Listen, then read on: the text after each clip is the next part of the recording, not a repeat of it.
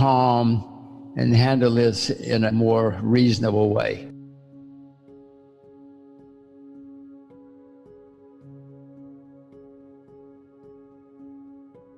The politicians are printing staggering amounts of money, spending staggering amounts of money. Every day in Japan, the Bank of Japan goes, the head cranks up the printing presses, prints money as fast as he can. I mean, the U.S. is the largest debtor nation in the history of the world. And look what we're doing, another few trillion. I mean, I feel sorry for everybody in the U.S. I feel sorry, my kids, young people in the U.S., Robert, I don't know how they're going to cope. In 1920, the UK was the richest, most powerful country in the world. There was no number two. And then they started doing the same thing. You know, they went nuts, and now the UK is not even in the top 20 anymore. Still there, but the standard of living compared to what the UK had then and now is dramatic different. So I feel sorry for young people in the U.S. I feel sorry for you and me, but I certainly feel sorry for young people. A few months ago, politicians or media or somebody started overreacting, and now the whole world is closed down.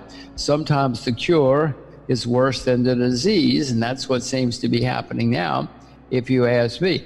Do not think that I'm saying it's wonderful to get the virus. Do not say I think it's wonderful to be sick or to die. I'm certainly not, and I'm in the age group which would be most vulnerable. But if I ignore facts, if we all ignore facts, we're going to be in serious trouble. Asia has a less bad situation than the rest of us because they don't have the huge debts. Japan does, but most Asian countries don't have the gigantic debts that the West does. Japan is now in decline. You know, the debt skyrockets every day. The population goes down. The population has been declining for 10 years.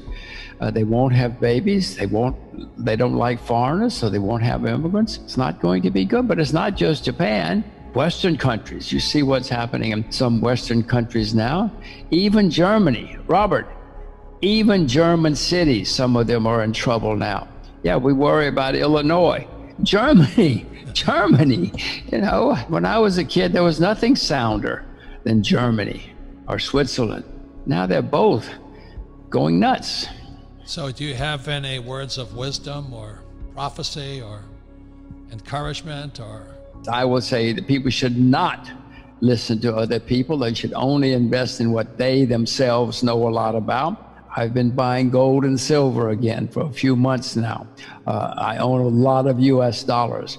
I just gave you reasons that the US is in trouble and getting worse.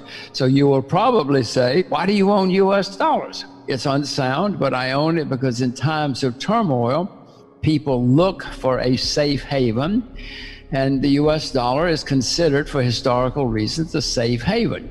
And then you look around and not going to buy the euro or the pound or other things. So I own a lot of US dollars. It's going to get overpriced. It might turn into a bubble, at which point I hope I'm smart enough to sell and put my money somewhere else. You know, looking at the world from where you see it today in the world economy, do you have any suggestions on how a person prepares for this brave new world we've just entered? What they need to do is become knowledgeable about what's going on. You must, in 2020, become knowledgeable about what's happening out there, because it's very important, especially now. As Robert says, this has never happened before. Once you become knowledgeable, then you're going to say, oh my God, then you're going to get worried. Then you're going to get extremely worried. And once you get extremely worried, then you will start to prepare and get ready.